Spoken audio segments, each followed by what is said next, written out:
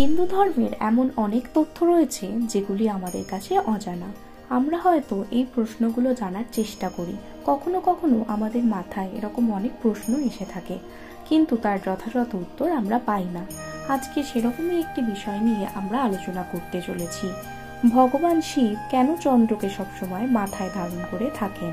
কথিত আছে চন্দ্রদেব এতটাই সুন্দর ছিলেন, প্রজাপতি দক্ষ তার ২৭টি কন্যার সাথে চন্দ্রদেবের বিবাহ দিয়েছিলেন। এদের মধ্যে রোহিণী ছিলেন সবচেয়ে সুন্দরী, আর চন্দ্রদেব সকল স্ত্রীর মধ্যে রোহিণীকেই বেশি ভালোবাসতেন আর তাকেই বেশি প্রাধান্য দিতেন।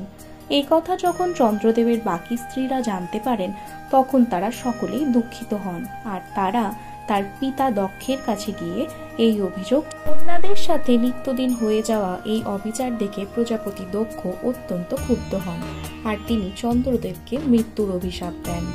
কিন্তু চন্দ্রদেব যদি নাই থাকেন তাহলে সমস্ত সৃষ্টি বিনষ্ট হয়ে যাবে, তাই সমস্ত দেবতারা অত্যন্ত চিন্তায় পড়ে যান। তাই তারা সবাই একত্রে শিবের আরাধনা করেন। সমস্ত দেবতার আরাধনায় শিব সন্তুষ্ট হয়ে প্রকট হন, আর তিনি সৃষ্টির সামঞ্জস্য বজায় রাখার জন্য চন্দ্রদেবকে জীবিত করেন।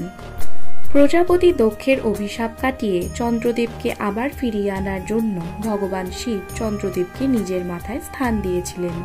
কেন ভগবান শিব চন্দ্রকে মাথায় ধারণ করে থাকেন, এই প্রশ্ন বিষয়ে আরো অনেক তথ্য কথিত আছে।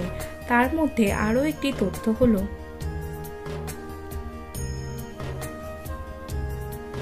সমুদ্র মন্থনের সময় মহাদেব হলাহল বিষ পান করেন। শিবের শরীর অত্যন্ত উষ্ণ ও অস্থির হয়ে পড়ে এই বিষ পানের ফলে।